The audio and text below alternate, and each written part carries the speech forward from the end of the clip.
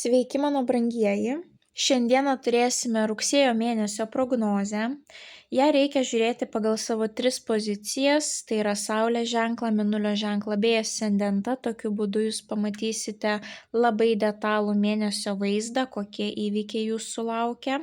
Idealiausiu atveju, jeigu norite labai detalios, naudingos prognozės, tai rekomenduoju pasiimti kažkokią tai labai gražią užrašinę, pasižiūrėti savo prognozę mėnesiui būtent pagal 3 pozicijas ir kiekvienai savaitei užsirašyti raktinius žodžius, būtent kokios kortos krenta, aš visada paminiu, ką jos reiškia, kokie raktiniai žodžiai.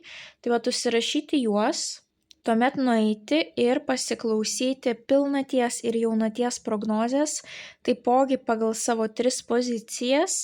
Ten bus irgi po vieną raktinį žodį, juos irgi užsirašyti į užrašinę atitinkamose savaitėse ir jūs gausite labai detalų paveikslą ir tuomet jums bus žymiai aiškiau, kur turi keliauti jūsų dėmesys, kur reikia jūsų didžiausio sąmoningumo ir kaip priimti teisingus sprendimus būtent tą laikotarpį. Na ir pagaliau noriu pradžiuginti, kad rugsėjo mėnesį Merkurijus jau nebekeliaus atgal, jisai nebebus retrogradinis, jisai pradeda judėti į priekį, tai reiškia mūsų dėmesys, koncentracija žymiai pagerėja, mes pagaliau galime atlikti savo darbus efektyviai, mūsų planai pagaliau eina kaip per sviestą, nebėra netikėtų trikdžių.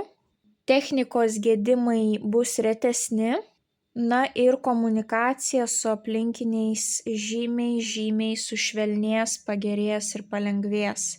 Nebebus bereikalingų konfliktų, nebebus kažkokių tais erzinančių nesusipratimų. Na ir kaip visada mano dėkingumas keliauja jums, be jūsų tokio aktyvumo, įsitraukimo šis kanalas taip ilgai tikrai negyvuotų. Taip kad didelis ačiū Jums. Na, o naujus kanalo stebėtojus kviečiu prisijungti prie šios labai šiltos, motyvuotos ir sąmoningos bendruomenės, paspaudus prenumeruoti mygtuką. Na, o tie, kas norėtų pabendrauti su manimi daugiau, užsisakyti asmeninės konsultacijas, asmeninės ateities prognozes, sužinoti papildomos naudingos informacijos ar pamatyti tam tikrą turinį anksčiau laiko, tai kviečiu apsilankyti elektroninėje parduotuvėje paulinaoti.com. Na, o dabar keliaukime į jūsų tarologinę prognozę. Vėžiai.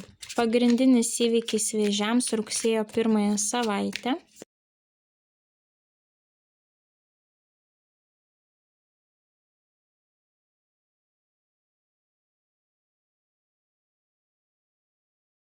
Bei vienas patarimas vėžiams apie jų rugsėjo mėnesį.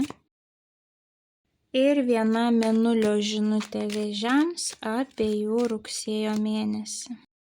Vėžiukai rugsėjo mėnesį jūs turėsite naujų pradžių ir jum mėnesio patarimui iškrito lazdų tūzas, kuris rodo tai ugninga energetika ir jisai rodo nebijokite, eikite į priekį, rizikuokite, darykite, veikite. Labai veikli korta yra lazdų tūzas. Ir svarbiausia, kad jums reikės daryti rugsėjo mėnesį tai, kur užsidega jūsų akis, atsiranda liepsnelė jūsų širdyje, būtent į tą pusę turėsite veikti. Ir jūsų mėnulio žinutė, kuri iškrito, geriausi dalykai prasideda išėjus iš komforto zonos. Tai rugsėjo pabaigoje ypatingai jūs suprasite, kad atėjo laikas veikti, daryti, bet va čia va tie raktiniai žodžiai yra, kad jums reikės daryti tai, kas iš tiesų jums kelia motyvaciją, užsidegimą. Ir daryti viską ne iš baimės, o iš malonumo, taip, imtis tik tų naujų pradžių, kurių iš tiesų jūsų širdis nori, o ne tų, kur galbūt pelninga, galbūt kažkokios tai kitos naudos, taip, ne, tik tai, ko iš tiesų norite.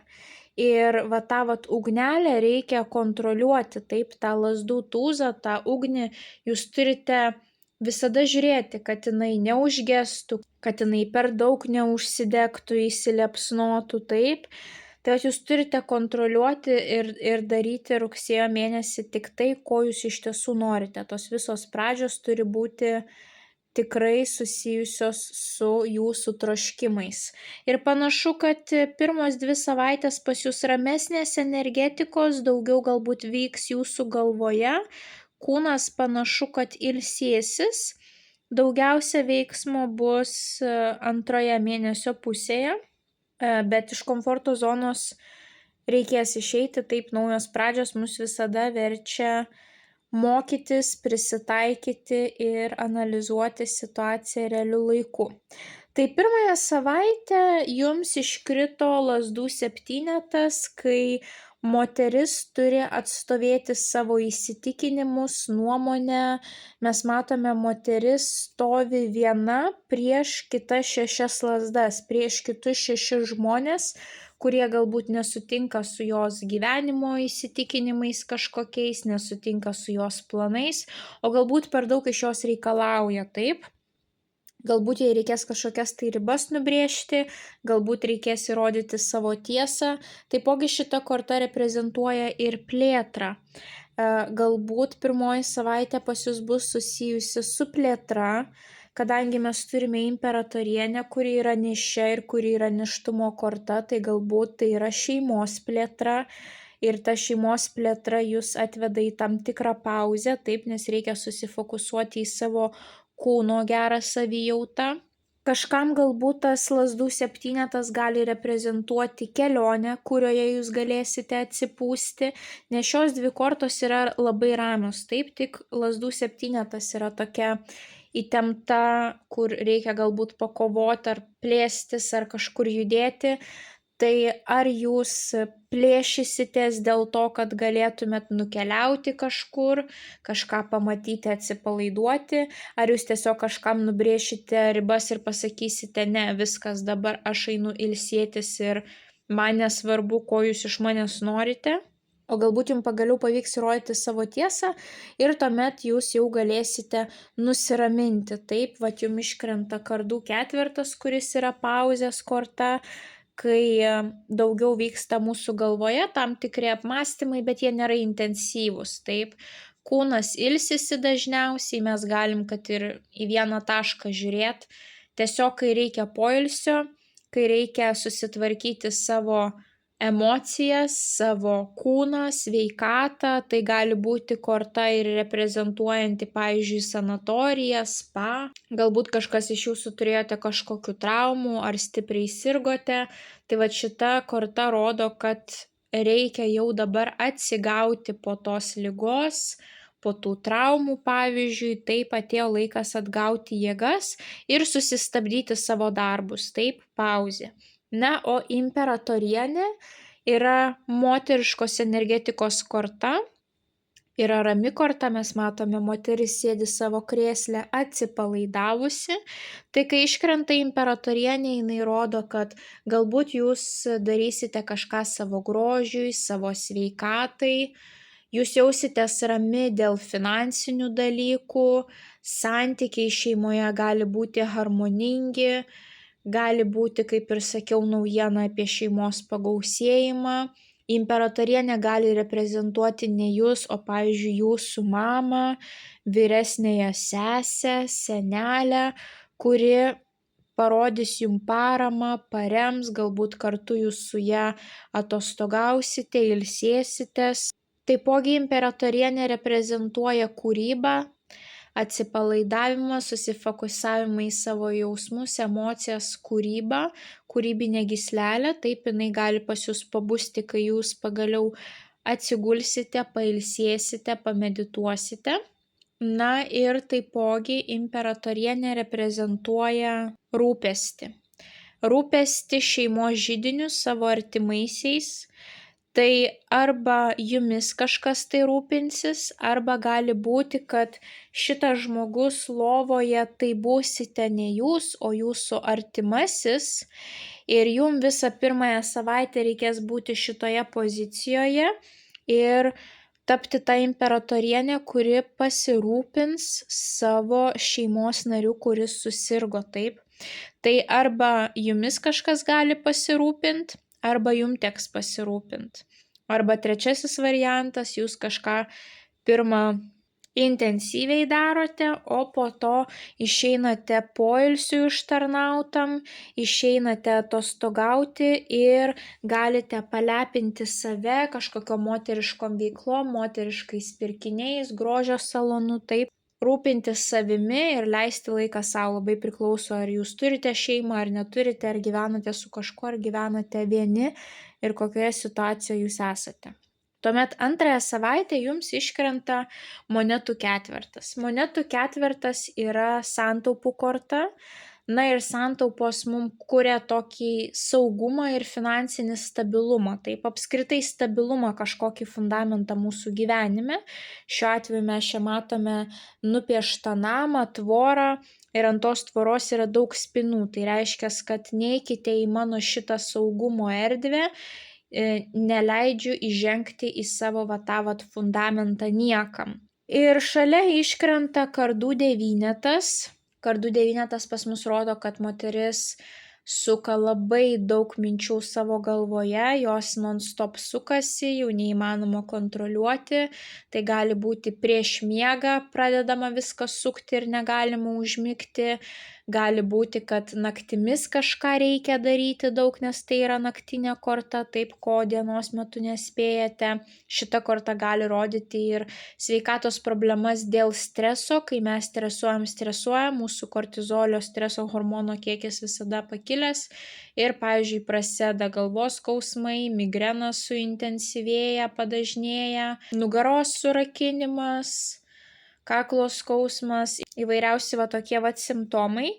Ir toks jausmas, kad jūs įsikabinsite antrąją savaitę ar į tas santaupas, ar į kažkokį tai saugumą, kažkokį žmogų ar situaciją, kuri jums kuria saugumą ir jūs negalėsite to komforto paleisti. O koks jums patarimas mėnulio žinutė? Geriausi dalykai prasideda išėjus iš komforto zonos. Pirmąją savaitę jūs ilsitės greičiausiai, rūpinatės artimų žmogumi. Antrąją savaitę jūs jau pergyvenat, kad jūsų komfortas kažkur tai dings, taip? Ir dar prie to paties jums iškrenta taurių šešetas, tai yra praeities korta, tai yra nostalgijos korta, kai mes su didžiuliu malonumu prisimenam praeitį.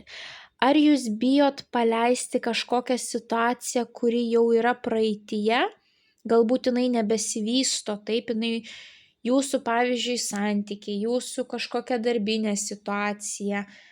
Galbūt jūs užstrigote praeityje, taip, ir jūs nesugebat išeiti iš tos praeities, nors jau ten perspektyvų jokių nėra. Čia gali būti ir kažkoks tai nerimas susijęs su santaupom, taip. Santaupos ir grįžimas į praeitį. Ta nostalgijos korta taurių šešetas. Jums bet kas antrąją savaitę gali sukelti nostalgiją. Ar jūs nukeliausite į vietą, kurioje užaugote? Ar jūs sutiksite žmogų iš praeities, kuris kažkaip bus susijęs su jūsų tais mąstymais ir to jūsų saugumu ar santaupom, to fundamentu kažkokiu tais būsto, galbūt kažkokiais reikalais? Taurių šešetas, jeigu ne nostalgija, jeigu ne situacijos ar žmonės iš praeities, tai taurių šešetas rodo du žmonės, kurie abu deda pastangas, kad tas ryšys veiktų, vyksta energetiniai mainai. Tai nebūtinai pora, bet vienas duoda, kitas ima, tada tas duoda atgal, kitas paima, padėkoja, kažkokie mainai, naudingi mainai. Ar tai yra informacijos mainai, ar tai yra paslaugų mainai kažkokie, ar tai yra dovanos mainai, taip, kažkokie mainai. Galbūt jūs pergyvenat, kad reikės per daug išleisti ant to žmogaus ir galvojat, ką čia daryti. Galbūt jūs pergyvenat, ar su tuo žmogumi jums tikrai pavyks sukurti tą tvorą spynom užrakinti, pas jūs yra nerimas, kad gal kažką netaip suplanavote, neatitinka realybės jūsų idealas galvoje, kurį susikūrėte, taip. kažkoksai tai pergyvenimas, bet jūs bijote eiti į priekį, jūs bijote pajudėti iš komforto zonos, taip. Ir antrąją savaitę, žinot, yra labai svarbu, jeigu jūs iš kažko kažką gausite, labai svarbu palaikyti tuos energetinius mainus. Jeigu jūs neleisite tam pinigų, pavyzdžiui, ciklui ar paslaugų, ar padėkos žodžių ciklui tekėti, iš jūsų po to vis tiek per kažkur kitur atims tuos pinigus, atims energiją. Jeigu kažkas jums kažką daug duoda, stipriai padeda, jūs negalite būti skūpus, jūs privalote pasidalinti irgi tuo, ką jūs turite. Ar žiniomis, ar paslaugomis, ar pinigais, ar dovanomis turi įvykti energetiniai ryšiai, taip? O galbūt jūs pergyvenat, nes pamatėt, pavyzdžiui, kad jūs atiduodat daug, o tas žmogus neatiduoda ir jūs galvojate, ar jums pakeliui kartu ar ne, taip? Įvairiausios tokios situacijos, kur susiję su komfortu, naktinėmis veiklomis arba nerimu galvoje, kur mintis labai stipriai sukasi non-stop, ir nostalgija praeities situacijom, žmonėmis iš praeities, arba būtent du žmonės, kurie turi vienas kitam atiduoti 100, taip. Jeigu man atidavė 100, aš negaliu turėti 200, aš turiu atgal 100 atiduoti, taip. Tai kažkokios tokios situacijos pas jūs bus antrąją savaitę, bet jūs vis tiek kažkaip galiausiai išeisit iš to komforto zonos, nes trečiąją savaitę jums iškrenta didysis arkanas pasaulis, o pasaulis dažniausiai rodo tam tikrą ciklą, etapą, kuris baigėsi. Tai yra paskutinysis didysis arkanas 21, tai reiškia, jisai simbolizuoja kažkokią pabaigą, triumfą, pasiekimą. Kai šita korta iškrenta, labai svarbu pagirti save, atšvęsti, neskubėti eiti į priekį, o atšvęsti tai, kas jau baigėsi. Labai svarbu atlikti analizę, išanalizuoti, kur gerai elgėtės, kur darėte klaidų, ką kartotumėt, ko nebekartotumėt. Tai panašu, kad čia bus tas lūžio taškas rugsėjo mėnesį. Taipogi pasaulio korta reprezentuoja pasaulį, užsienį, ryšius iš užsienio, socialinius tinklus, bendravimą per nuotolį. Tai gali būti, jeigu neturėsite jokios etapo pabaigos, tai elementariai gali reprezentuoti, kad, pavyzdžiui, jūsų šeimos nariai užsienį, jūs bendraujate per socialinius tinklus, arba jūs rodote save per socialinius tinklus, arba jūsų verslo partneriai yra užsienį, įmonės akcininkai yra iš užsienio, reikia su jais draugauti, bendrauti, ar jūsų kolegos gyvena kitose šalyse, reikia bendrauti, taip. Įvairiausios tokios situacijos.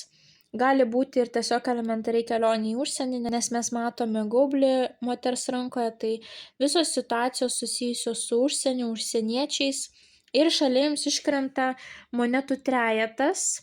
Tai yra bandymas sukurti finansinį fundamentą, ir taipogi yra grupinis darbas. Tai galbūt jūsų grupinis darbas yra susijęs su žmonėmis iš užsienio, gali būti ir kažkokia tais pabaiga, kurios ateina nauja pradžia, kurioje ne tik jūs vieni dirbate, bet ir kažkokie kiti žmonės dirba, taip, jūs grupelėje bandote pasiekti finansinio stabilumo. Tai gali būti ir kažkokie mokslai, galbūt mokslai per nuotolį trečiąją savaitę, nes monetų trejetas rodo viską, kas padeda išauginti mūsų finansus.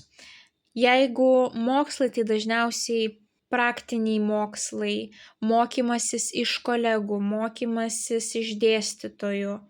Klystam, bet bandom, darom iš naujo ir iš naujo. Mokom kitus, bendradarbiaujam, keičiamės žiniomis, informacija, taip.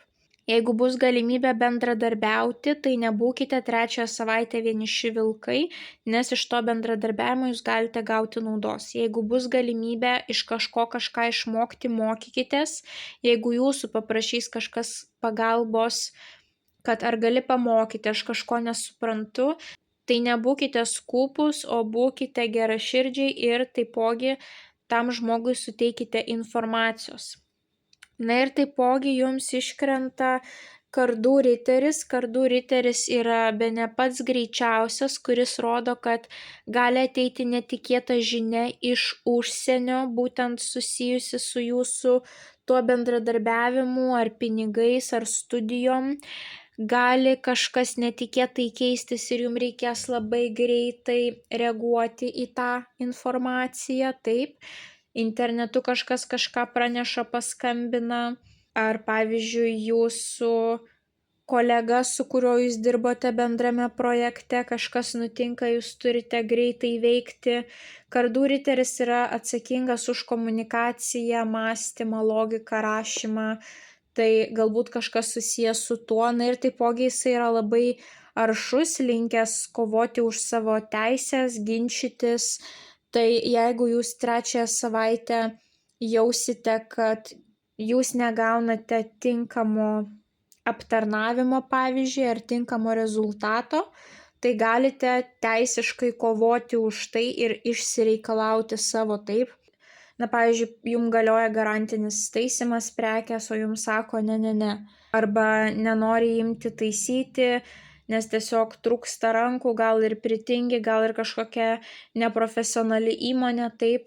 Ir jūs turite tada pakelti toną, parodyti visus popierius, pagrasinti, pareikalauti, taip.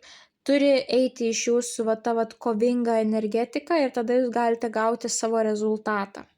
Bet sakau, čia tik tokiu atveju, jeigu jūs pagal visus teisinius dalykus esate tikrai teisūs ir matote, kad kita pusė yra gana tingi, jūs galite išsireikalauti, taip. Gali elementariai būti, kad tiesiog trečioji savaitė pagaliau padės kažkokį tai pagrindą jūsų finansiniam reikalam, bet reikės reaguoti labai greitai, reikės veikti labai greitai, galbūt tai bus susijęs su dokumentais kažkokiais, sutartim, dokumentų paruošimu, išsiuntimu, aplikavimu, taip, gali būti, kad reikės greitai veikti, bet taipogi kardų riteris gali rodyti ir kelionę ypatingai oru, tai yra lėktuvu. Galbūt jūs trise kažkur tais trečią savaitę keliausite, taip jums tada įsipildo ir pasaulio korta, kad jūs pamatote užsienį, ir skridimas lėktuvu būtent kardų riteris, ir monetų trejetas, asmenų grupė keliauja į užsienį, taip. Tai kažkam gali būti ir tokia situacija, esmė užsirašykite raktinius žodžius ir pagal savo esamą tėkmę jum plius minus jau bus aišku, kur link jum tos kortos įsipildys. Na ir paskutinėje savaitę, galbūt trečią savaitę jūs pagaliau dedat kažkokį pagrindą, jums kažkas atlėkia į pagalbą, jūs tvarkotės popierius, taip, ir paskutinėje savaitę jums iškrenta 2 tūzai. Monetų tūzas ir lazdų tūzas. Tūzai pas mus rodo perspektyvą turėti sėkmingą naują pradžią. Tai monetų tūzas rodo, kad arba tai kažkokia tai perspektyva atsidaryti savo verslą, gauti naują gerą darbą, kilti karjeroje, sėkmingai kažkur investuoti savo pinigus ar pradėti taupyti savo pinigus. Gali būti naujos studijos, nes studijos yra tas pagrindas, perspektyva, kuri mums padeda po to pakelti savo atlyginimą, taip. Taipogi monetų tūzas gali rodyti ir kažkokias pradžias susijusias su sveikata, kam aktuali ne finansų tema, o sveikatos. Tai gali būti, kad jūs nuspręsite, kad man sveikata yra vertybė ir nuo šiol aš pradedu į ją fokusuoti savo dėmesį. Kažkam tai gali būti sėkmingos investicijos. Pavyzdžiui, galbūt jums reikės savo pinigus investuoti, bet tai turi perspektyvos. Pavyzdžiui, tas naujas verslas, ta veikla, taip, kad ateityje atsipirks. Lazdų tūzas, ta pati korta, kuri jums krito mėnesio patarimui, tai yra ugninga energetika, kuri rodo būtent fizinius veiksmus, tai reiškia investuoju ne tik pinigus, ne tik žinias galbūt kaupiu, bet ir fiziškai turiu kažkaip pradėti tą naują pradžią, taip. Galbūt aš turiu įsinuomoti patalpas, paruošti tas patalpas parduotuvės atidarimui, Galbūt aš turiu kažkokį tai remontą padaryti, galbūt aš turiu kažkur persikraustyti. Jeigu sveikatos reikalai, tai gali būti, kad aš investuoju ir pinigus, ir pradedu daugiau judėti, kad gauti tą rezultatą, taip. Na tai yra nuostabios dvi stichijos, ugnis rodo, kad aš padarysiu, atėjo laikas veikti, o žemės stichija rodo, kad aš apgalvojau, labai gerai apgalvojau, ką aš darysiu, aš turiu planą ir aš turiu ilgalaikį planą, tai nebus vienadienis, kad dabar užsidegiau, kitą dieną nugesau ir baigiu, ne. Čia yra ir motyvacija, ir analizė, planavimas, jos dvi kartu gali jum duoti ateityje labai gerą ilgalaikį rezultatą. Ir šalia jums iškrenta pakabintasis. Pakabintasis rodo pasiaukojimą arba kad kažkas truks tam tikrą periodą. Tai pavyzdžiui, jeigu sveikata, jūs nuspręsite, kad galbūt aš sumoku šitam treneriui, pradedu kiekvieną dieną daugiau judėti ir šitas mūsų visas planas trunka, pavyzdžiui, pusę metų. Ar aš užsibrėžiau tikslą, kad per pusę metų aš turiu pasiekti tam tikro svorio, tam tikrų savo kūnų išmatavimų, taip? Na tai yra atsidavimas, pasiaukojimas pilnai arba kad tai truks tam tikrą periodo laiką, taip. Taipogi pakabintasis rodo, kad reikia apsvarstyti, viską reikia labai gerai apsvarstyti, nes kai tu esi aukštyn kojomis, kraujas teka į galvą, reiškia fokusas, energija yra galvoje ir kiekvienas šitas žingsnis, kiekviena investicija, jūs turite apgalvoti strategiškai, kur link jūs judate ir ar tikrai judate savo aistros link. Jūs turite daryti rugsėjo mėnesį tik tai, ko iš tiesų jūsų širdis nori, kur jūsų akys žiba. Tai vat šiti veiksmai bus labai susiję ir su giliais apmąstymais, analize. Gali būti, kad jūs paaukosite daugą dėl šitos naujos pradžios, arba kažkas pasiaukos ir padės jums šitame kelyje. Na, arba jau pasiruoškite, kad tai, sakykime, įpins jūs kuriam laikui, taip, ir jūsų didžiausias fokusas tam tikrą periodą tikrai eis į šitą veiklą. Nebus, kad, na va, čia šone kažkokia nauja veikla, na ir dabar grįžtų į seną ritmą. Jau čia greičiausiai bus taip, kad paaukojus save visą pilnai ir finansai mano ten keliauja, ir jėgos, ir energija, ir sveikata, ir žinios, viskas keliauja į tą veiklą, taip. Tai vat panašu, kad galiausiai mėnesio pabaigoje jūs išeisite iš komforto zonos. Na ir pakabintasis taipogi rodo ir slaugytojus, taip, vėlgi sveikatos tema. Tai kam aktualu, galite susiimti būtent ir su sveikatos reikalais, galite turėti didelę perspektyvą. Tai va toks vat jūsų patarimas, taip kaip jau minėjau, lazdų tūzas. Imamės naujų pradžių, veikiam fiziškai, darom realius žingsnius kažkokius. Puikus mėnuo ir fiziniam aktyvumui, jeigu jūs jaučiate tam tikrą stresą ar baimę, ištaškykite tą stresą judėdami ir jums palengvės ir naujos pradžios pas jūs ateis lengviau. Ir svarbiausia, darykite tai, kas yra jums artima širdžiai ir kur jūsų akis įsižiebia. Na ir dar kartą jūsų mėnulio žinutė. Geriausi dalykai prasideda išėjus iš komforto zonos. Tai vat nepamirškite šito patarimo. Jūsų geriausi dalykai prasidės va čia va, kai pasiryšite išeiti iš komforto zonos. Tai vėžiukai, linkiu didžiausios sėkmės rugsėjo mėnesį. Nepamirškite paspausti patinka mygtuko. komentare parašyti bent jau širdelę, pasidalinti prognozę su artimaisiais, kuriems ji galėtų būti aktuali. Na ir jeigu dar neužsiprenumeravote, tai skatinu užsiprenumeruoti kanalą, kad nepraleistumėte jums aktualių prognozių bei taptumėte šios labai šiltos ir motyvuotos bendruomenės dalimi. Ir taipogi kviečiu apsilankyti elektroninėje parduotuvėje paulinaoti.com ir išsirinkti jums pačią tinkamiausią paslaugą, kuri įneštų į jūsų gyvenimą dar daugiau aiškumo. Na, o mes pasimatysime jūsų kitose prognozėse. Ate, ate.